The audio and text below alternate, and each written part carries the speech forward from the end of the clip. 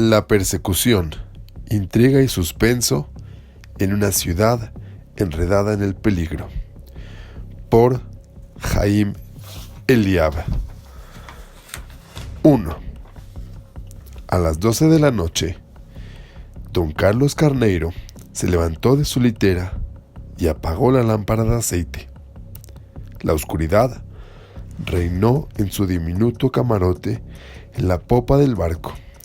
Se acercó a la puerta sin hacer ruido y pegó el oído para escuchar. No le llegó ningún sonido del otro lado. El silencio era tan completo que podía distinguir el golpe de las olas contra los costados del barco, anclado en el puerto de Ámsterdam. Don Carlos se quitó rápidamente el uniforme que vestía, el uniforme de almirante de la flota portuguesa. En su lugar, se puso un traje simple de marinero que había tenido cuidado de preparar temprano durante el día.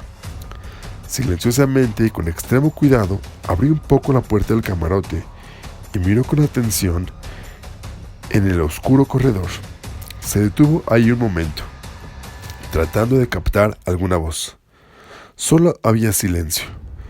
Toda la tripulación del Vera Cruz dormía el sueño de los justos. Esta era su primera noche de descanso desde hacía mucho tiempo. La fecha era 4 de abril de 1641 y esa mañana el buque había arribado al puerto de Ámsterdam después de un difícil viaje sacudido por una tormenta.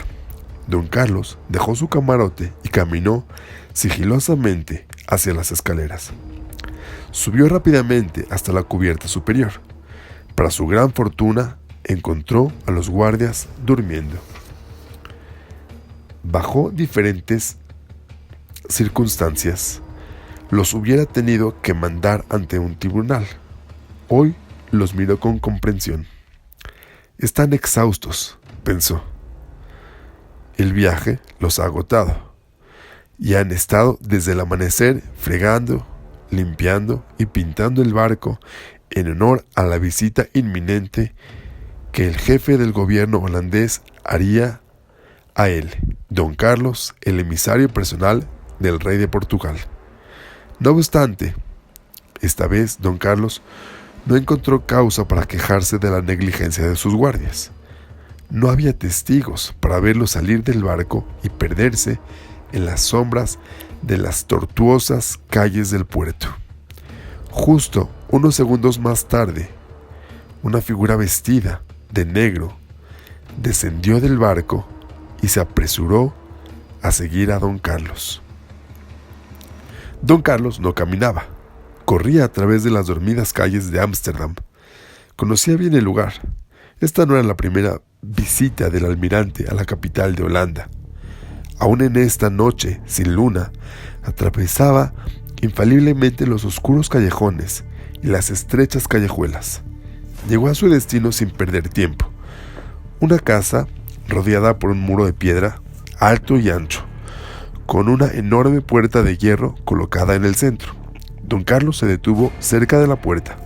Por seguridad, volteó mientras sus ojos sondeaban la noche por todos lados para determinar si había sido seguido. Por último, satisfecho, se acercó a la puerta y golpeó 3 veces.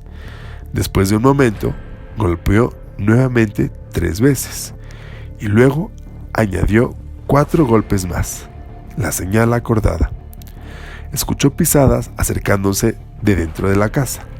Ante la perspectiva de la entrevista, una penetrante alegría lo invadió. La puerta se abrió y un rayo de luz salió para iluminar la negra oscuridad. En la esquina de la estrecha calle estaba parada una figura misteriosa. El hombre que había estado siguiendo a don Carlos contó las casas desde la esquina. La luz venía de la 4ª casa. Era importante recordar eso. Don Carlos inhaló profundamente. A pesar de todo, pensó agradecido, lo he logrado. Apenas 2 semanas antes, no hubiera creído que iba a pasar por el umbral de esta puerta nuevamente. El joven que le abrió la puerta lo condujo a una sala de estar. Aguardando a don Carlos estaba el dueño de la casa. Se precipitó hacia él sin intentar ocultar su emoción. Bienvenido, don Carlos, gritó corriendo para abrazar a su visita. ¿Cómo estás? Bienvenido en nombre de Dios, mi querido don Carlos. Sí, aquí estoy, Rab Menashe. Estaba en la casa del rabino principal de Ámsterdam. Ámsterdam, donde a los judíos se les permitía vivir como querían, observar la Torá y sus mandamientos libre y abiertamente. En esta casa no soy don Carlos, almirante de la flota portuguesa e íntimo amigo del rey. No, Rab Menashe, aquí soy un simple judío, un judío con el nombre de Yitzhak ben Yisrael. Este era el nombre que su padre, el profesor católico Fernando Elviras, le había susurrado al oído en su lecho de muerte. El nombre, le dijo, fue otorgado a don Carlos durante una ceremonia secreta de Brit Milá, celebrada para él cuando era un bebé. Como tal, don Carlos lo mantenía sagrado. Con emoción, don Carlos terminó.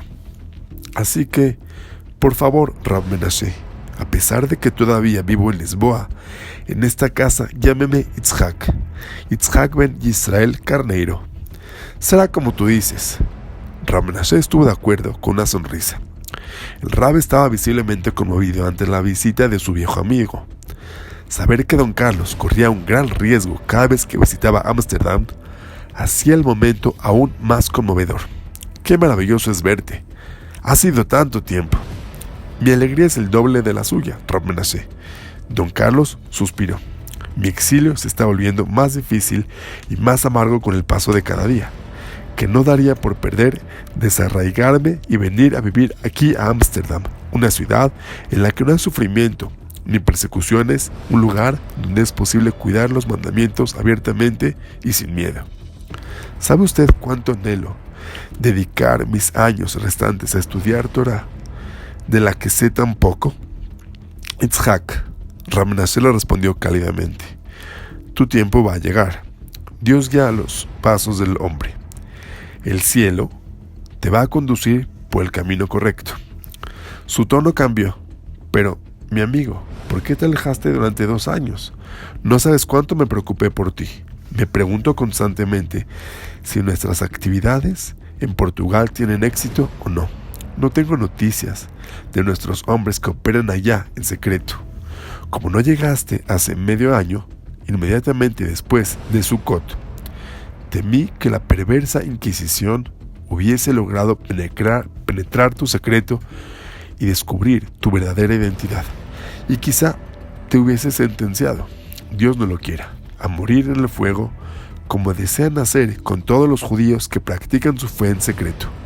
Extendió sus brazos con fervor, pero aquí estás, en mi casa, vivo y bien. Baruch Hashem.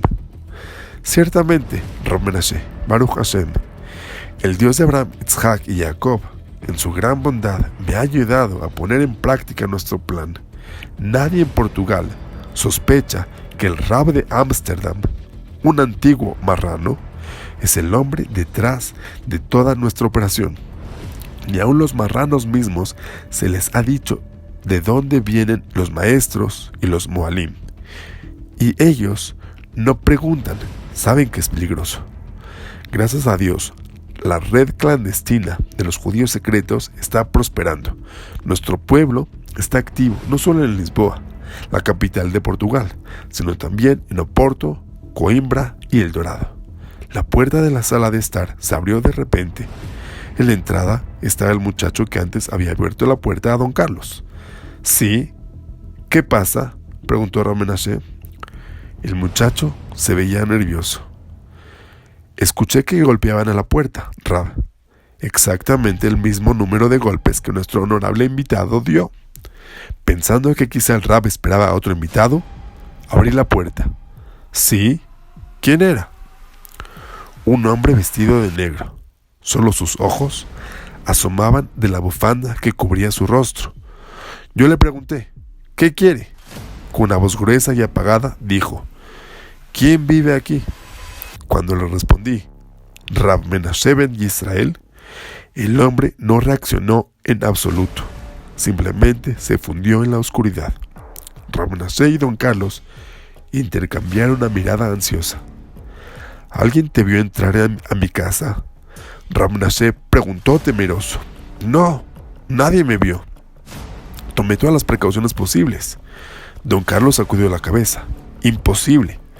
Probablemente solo sea una falsa alarma. Quizá algún borracho pensó que será divertido hacerse al payaso a esta hora de la noche. El Rab se relajó lentamente. Está bien, entonces. Vamos a continuar nuestra discusión. Sé que tienes prisa de regresar a tu barco. Sí, dijo don Carlos. Hizo una pausa seria. Tengo que decirle que no todo está bien en nuestra comunidad de marranos en Lisboa. Rav Menashe palideció. Itzhak, esas son malas noticias. Don Carlos no contestó. ¿Qué sucedió? Rav Menashe preguntó con creciente alarma. Dime. Arnaldo Rodríguez fue capturado. Rav Menashe se congeló en su lugar al escuchar esta amarga noticia. No hizo señales externas de sus sentimientos.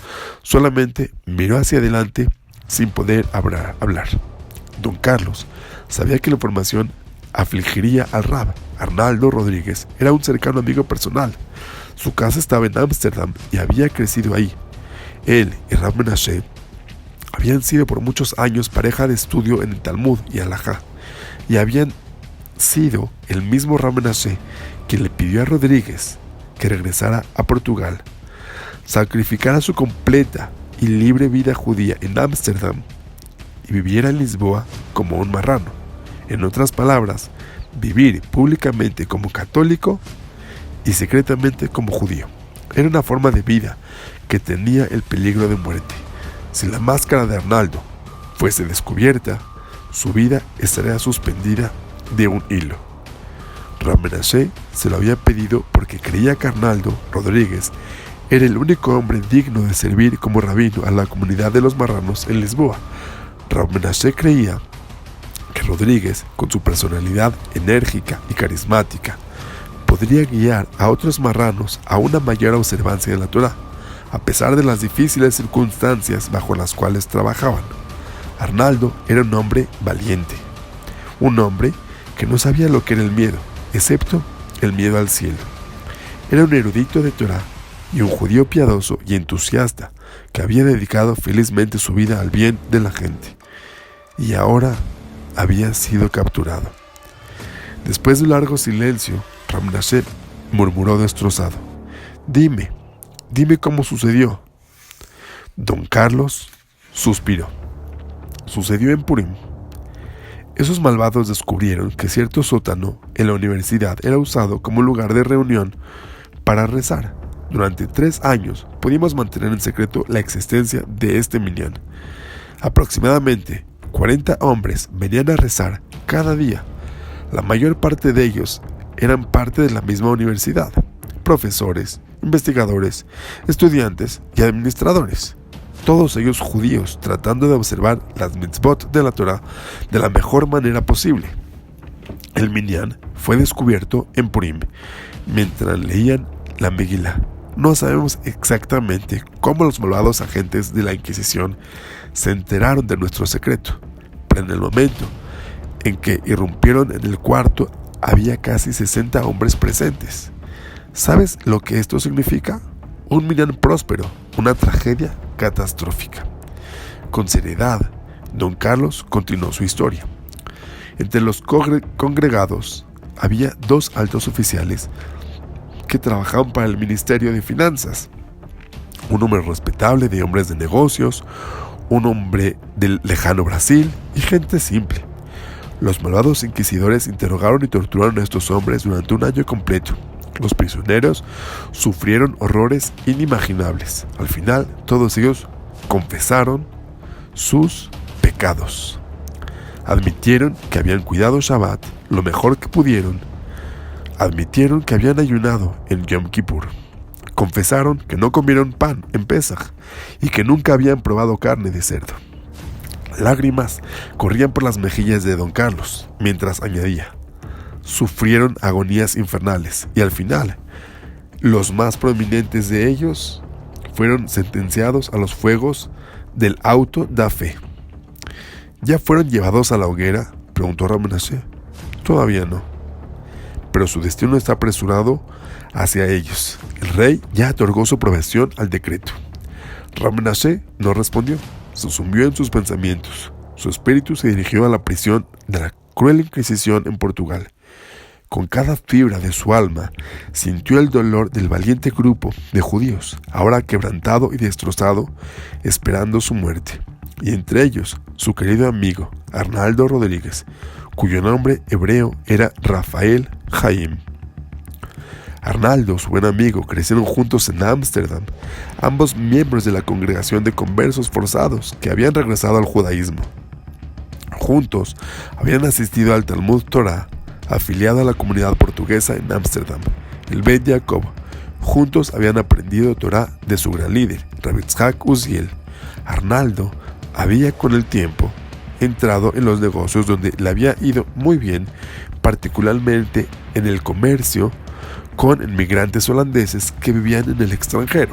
Ramenaché continuó con su estudio de Torah, escribiendo libros sobre judaísmo para beneficio de los marranos, cuyo conocimiento de Torah era patéticamente escaso. Pero ninguno de los dos había sido capaz de descansar cómodamente mientras circulaban historias de sus hermanos sufriendo en España y Portugal. Los pocos marranos que tuvieron éxito de escapar a ese infierno relataban historias espeluznantes de las terribles dificultades que afligían a los judíos secretos y de sus vidas llenas de terror y sus interminables dolores y angustias. Debemos hacer algo. Estas eran las palabras que se repetían constantemente los dos amigos cada vez que escuchaban las historias de los refugiados. No podemos sentarnos con los brazos cruzados. Arnaldo declaraba enérgicamente: es imposible observar desde la distancia. Mientras tanto, nuestros hermanos judíos nacen a todos efectos como cristianos, sin tener idea de que realmente son judíos. Nosotros, que hemos tenido la suficiente fortuna de vivir en países libres, somos responsables de nuestros hermanos que están sufriendo, encarcelados y asediados en otros países, y especialmente en Portugal, donde nosotros dos nacimos, Menaché. Así habló Rafael Haim Arnaldo Rodríguez. ¿Me escuchas, Menaché, mi amigo? Debemos hacer algo. Ramenaché estuvo de acuerdo de todo corazón. ¿Pero qué podíamos hacer, mi querido amigo? Quizá debemos viajar allá. Quizá podemos mandarles libros para estudiar, Moalim para circuncidar a sus bebés recién nacidos, estudiosos de Torah para enseñarles en secreto. ¿Realmente estás preparado para ir para allá, Arnaldo? ¿Estás deseoso de poner tu vida en peligro por el bien de tus hermanos? Arnaldo, el próspero y respetado hombre de negocios, se había asomado por la franqueza de la pregunta y no respondió. La conversación había terminado ahí. Ramenaché recordó bien cómo los dos habían estado sentados por horas en la sinagoga de Bet Jacob, estudiando la porción de la Torah que trataba del sacrificio de Yitzhak. Muy temprano en la siguiente mañana, Arnaldo había llegado a casa de Ramenaché. Algo debe hacerse, dijo con intensidad sosegada. Y estoy preparado para hacerlo. Un espasmo de dolor cruzó por su rostro mientras añadía: sí. Si yo no regreso, por favor busca a mi esposa Cecilia y a nuestros hijos. Ve que continúen creciendo como judíos y diles quién fue su padre. De esta manera, la clandestinidad judía en Portugal nació. Ahora la misión entera estaba en grave peligro.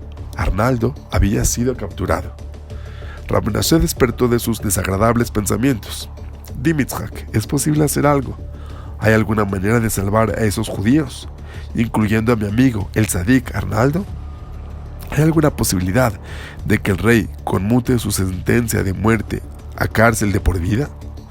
Don Carlos no respondió. Su silencio era más elocuente que cualquier palabra que hubiese dicho. El cuarto estaba lleno de una pesada tristeza. Un momento después, don Carlos se levantó diciendo: Ramenaché, debo apresurarme a mi barco.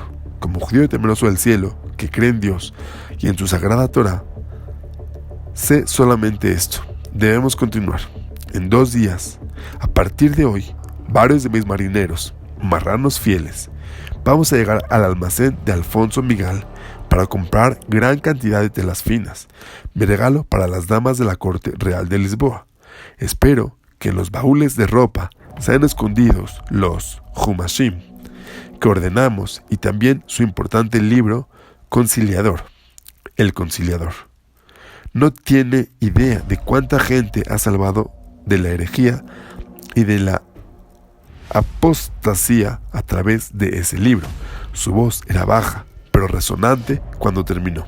Debemos continuar, Ramonashe, y Dios nos va a ayudar.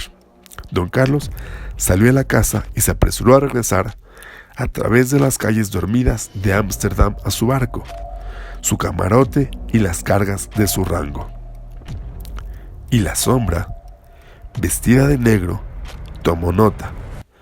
Por 4 horas, el almirante de la flota portuguesa, Don Carlos Carneiro, católico profeso, había estado en la casa del rabino de Ámsterdam, que era conocido por estar comprometido en las más fieras batallas contra el cristianismo.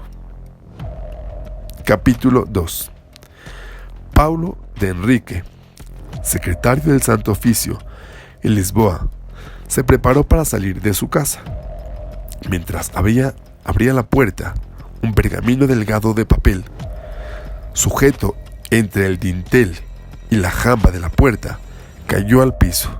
Se agachó, tomó el pergamino y lo miró fijamente con asombro. Lenta y cuidadosamente quitó el lazo rojo que ataba el papel, lo desenrolló y leyó su contenido. De Henrique, un respetado sacerdote que se contaba entre los líderes de la Santa Inquisición en Portugal, sintió que la sangre se le escapaba del rostro. Estaba parado en la calle, frente a su casa, y dejó que la brisa fría de la mañana refrescara sus mejillas. Era domingo, el día cristiano de descanso, y las campanas, con su repicar resonante y pesado, llenaban el aire de Lisboa, capital de la ciudad de Portugal. Con manos temblorosas, Paulo de Henrique dobló lentamente el papel con su vital y alarmante información y lo escondió en los pliegues de su sotana café de monje.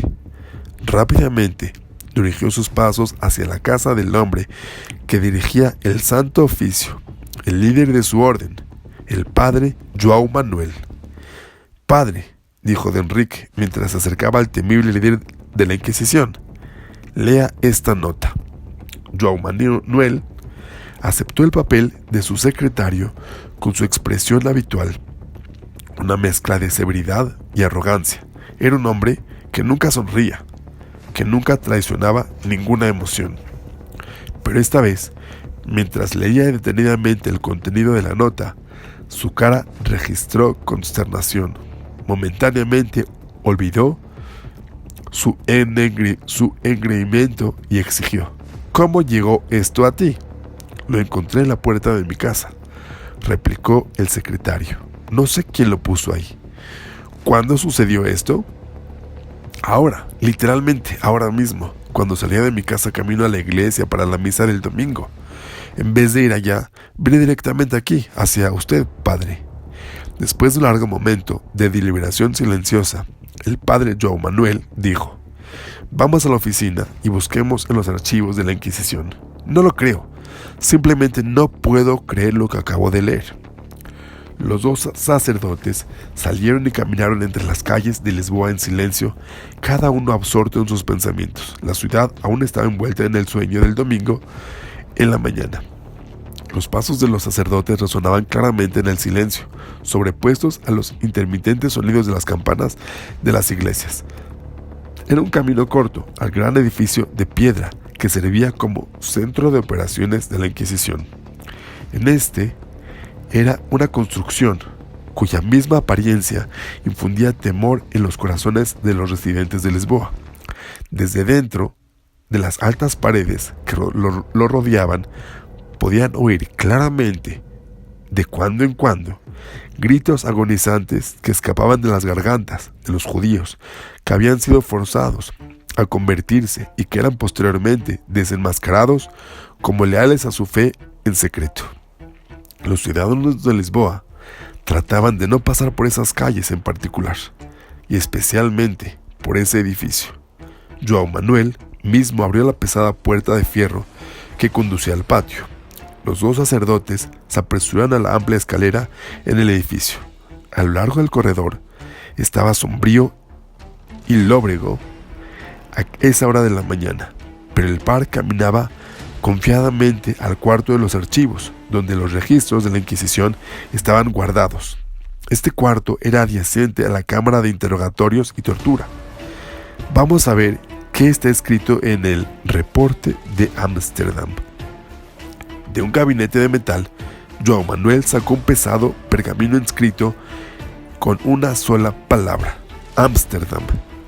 ¡Qué ciudad de pecadores!, comentó, extendiendo el pergamino que contenía toda la información disponible para ellos sobre Ámsterdam, una considerable cantidad de información reunida asiduamente por los agentes de la Inquisición, relacionada con los marranos que habían huido a esa ciudad para hacer vidas de judíos libres y practicar abiertamente los principios de su fe sin miedo.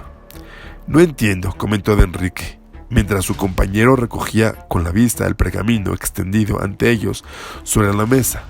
¿Por qué su majestad continúa manteniendo relaciones tan estrechas con el gobierno de esa ciudad?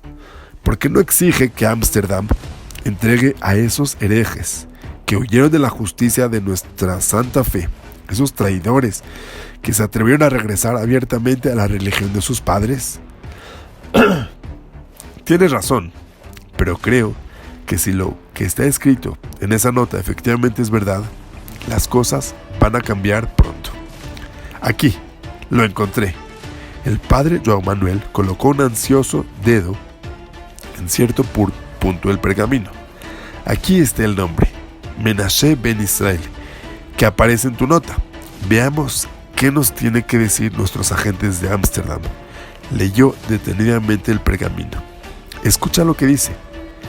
Además, el testigo confirmó el hecho de que hace 8 o 9 años en una sinagoga judía en la ciudad de Ámsterdam vio al nuevo cristiano vistiendo el manto blanco de rezos que los judíos usan en sus casas de culto. Cuando el testigo inició una conversación con este judío portugués, el judío le dijo que su nombre era Manuel Díaz Suero y que había nacido en la isla de Madeira. El testigo supo de otra fuente que este nuevo cristiano efectivamente había sido conocido por ese nombre y que había nacido en esa isla. Sin embargo, en Ámsterdam era llamado por su nombre hebreo, Menashe ben Israel, y que mantenía la posición de rabino principal y maestro de la fe de Moisés. Este hombre dijo a nuestro testigo que había embarcado recientemente 2 cajones de libros que él mismo había escrito. Uno fue enviado a España y el otro a Brasil. El nombre del libro judío es Comentarios de las Sagradas Escrituras. El testigo tiene una copia de este volumen, el cual está preparado para presentar ante la corte. João Manuel se movió a otro documento. Escucha lo que está escrito aquí. Además, él atestiguó que en ese mismo tiempo, es decir, en 1635, él, el testigo, estaba en Ámsterdam en alguna fecha no especificada en la compañía de 2 judíos. Uno de ellos se llamaba a sí mismo Menashe ben Israel y era rabino de la comunidad judía ahí. El nombre del segundo judío se escapa de su memoria. Entre otras cosas, estos 2 judíos se quejaron de las presiones que habían soportado en España y Portugal para abandonar su fe. Mientras continuaban conversando, el hombre Menashe declaró al testigo con gran fervor que nada puede hacer España para evitar que los judíos permanezcan judíos y que todos los nuevos cristianos en España y Portugal realmente son solamente conversos forzados. Y continuó diciendo que cada año judíos de Holanda viajan a Madrid, capital de España, a Lisboa y a otras ciudades de esos dos países para circundar a los niños de esos nuevos cristianos. Cuando el segundo judío escuchó esto, estrechó la mano de Menashe y susurró que era insensato decirle estas cosas al testigo, que era probablemente que las repitiera a su regreso a España, con peligrosas consecuencias para los judíos que vivían allá. Después de esta advertencia, Menashe empezó a bromear, diciendo que todo lo que había dicho hasta ese momento no era serio. El testigo aparentó creerle y el asunto fue dejado. El padre João Manuel dejó el pergamino de Ámsterdam y miró a su secretario. Lectura interesante, ¿eh? Con toda seguridad, respondió don Enrique. Así que este es Menashe ben Israel, meditó el padre. Y fue su casa la que visitó el gran don Carlos, nuestro ilustre almirante y amigo personal del rey. Pablo de Enrique estaba indignado. Después de un momento, João Manuel dijo suavemente: si la información en la nota es realmente verdad. ¿Y por qué, padre, sospecharía usted que no lo es? Yo no dije eso. Lo que quiero suponer es que el asunto requiere investigación.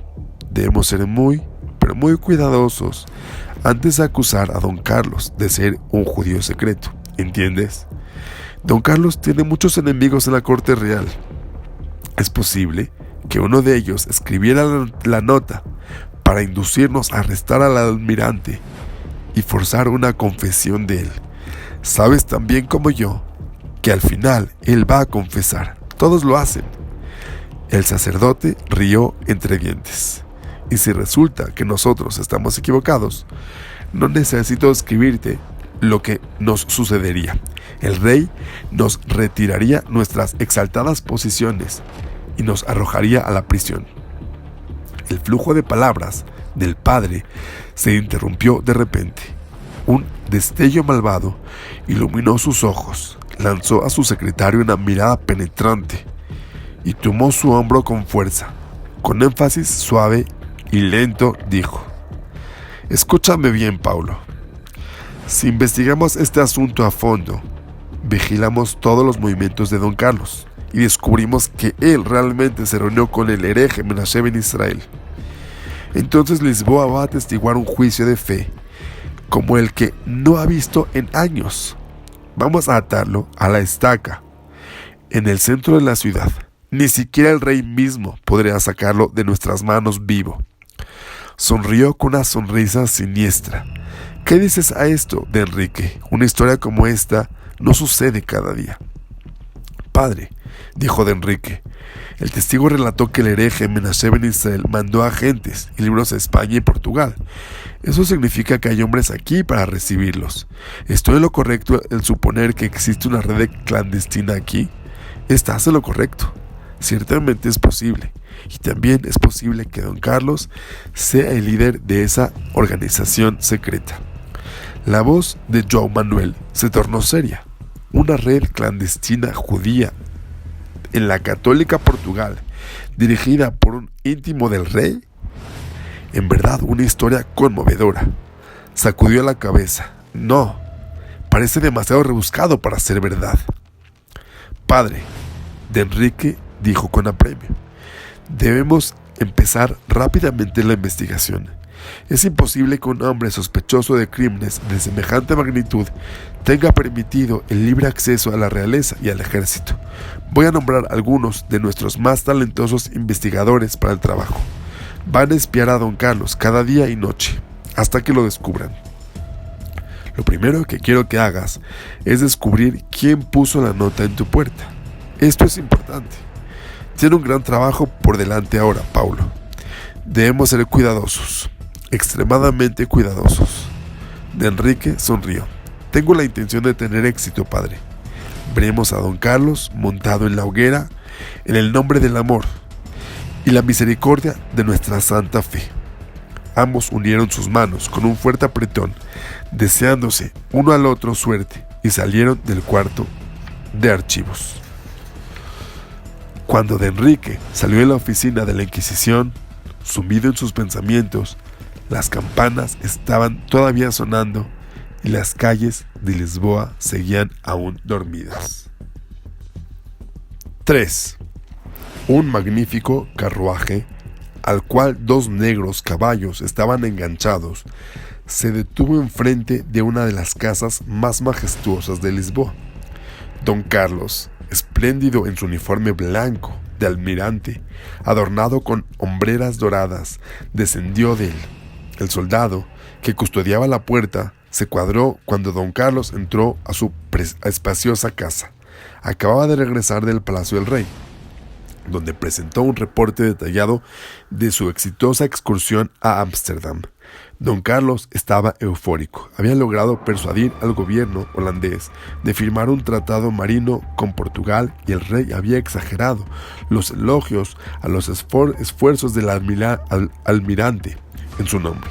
Don Carlos ahora disfrutaba de aún más favor en la corte real que antes.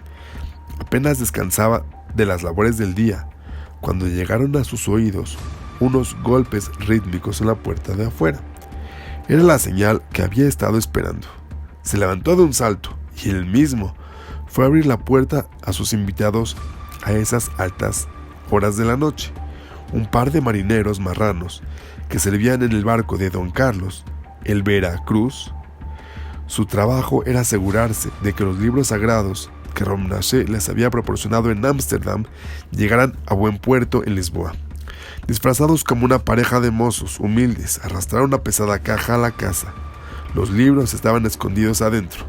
Sin decir una palabra, siguieron a don Carlos a un cuarto interno y depositaron la caja precisamente donde él indicó. Después, así como entraron en silencio, salieron. Don Carlos suspiró con alivio. Esta parte de la operación había marchado sin problemas, gracias a Dios. Cerrando bien la puerta tras él, se aproximó a la caja.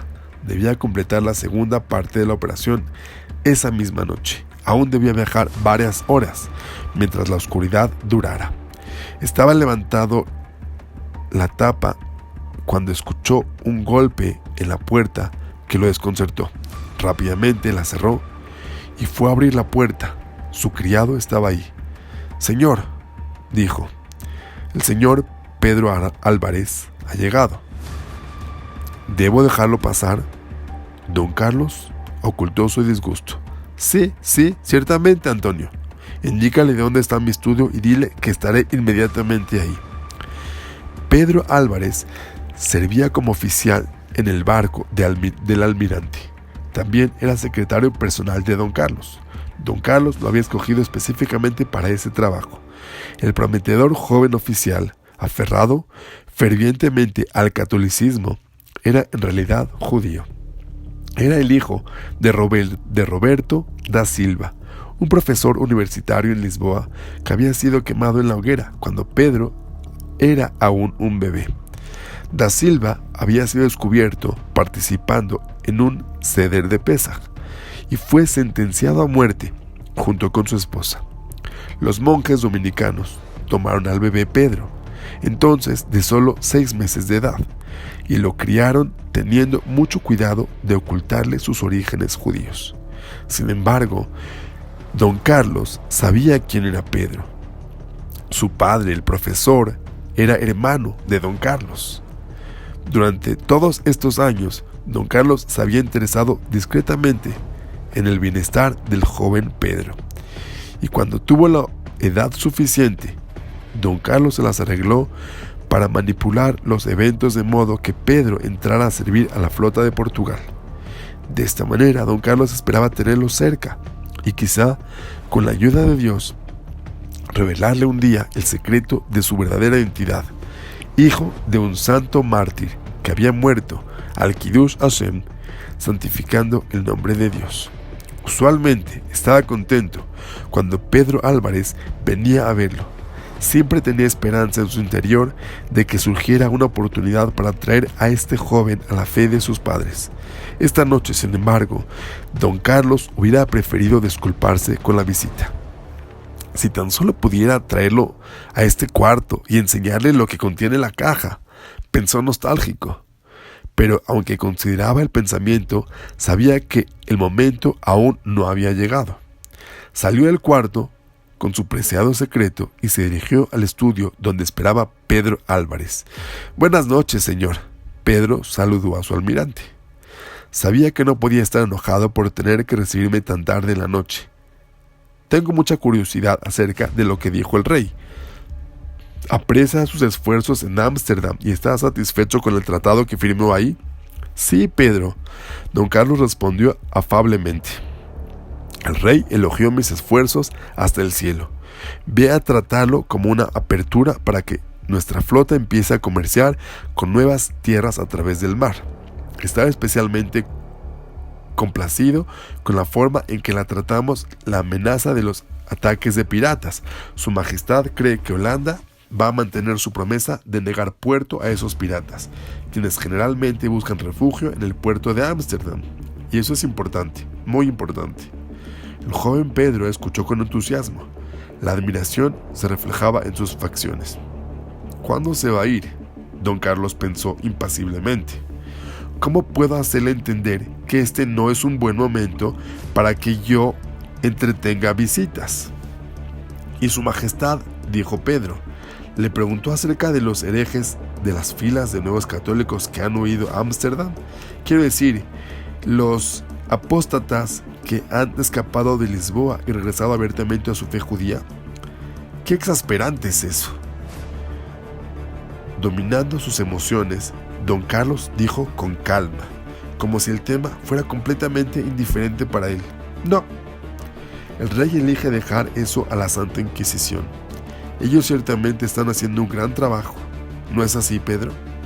No tengo duda de que van a lograr poner sus manos sobre esos pecadores que han huido de nuestras fronteras. Yo no sé, pienso que eso debe ser su Majestad, ayudar a los fieles en su importante trabajo. Creo que si empezamos a comerciar con Holanda, debemos también exigir que tomen acción contra esas malvadas criaturas». Don Carlos se forzó para responder con ecuanimidad. Por supuesto, su corazón se sentía de plomo ante este ácido desahogo de su semejante judío. Le respondió con un amable bostezo: «Sin embargo, mi querido Pedro, estoy exhausto de nuestro viaje, que terminó apenas ayer, y las largas horas que pasé en el palacio el día de hoy. Continuemos nuestra discusión mañana. Buenas noches». Don Carlos acompañó a su joven invitado al patio exterior y calurosamente se despidió de él. Mientras cerraba la puerta, se apoderó de él una repentina urgencia.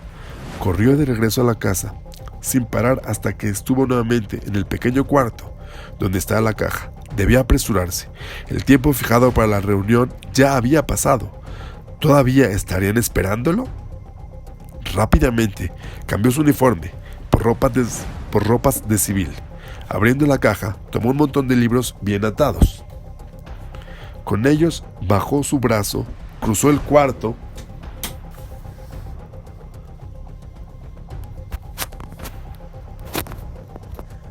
Rápidamente cambió su uniforme por ropas de civil.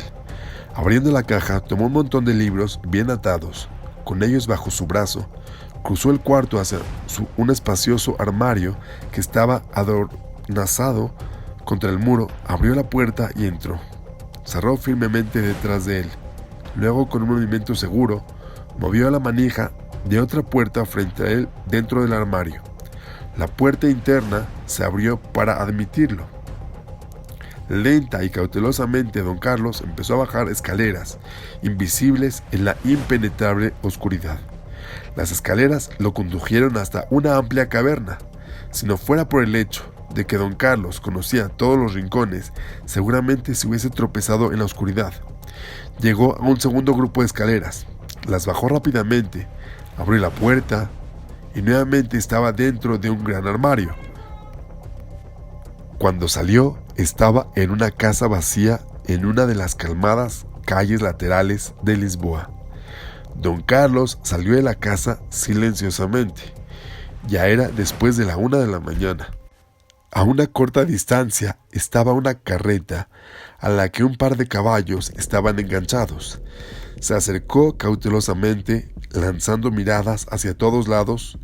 No vio a nadie en la silenciosa calle que alterara su tranquilidad.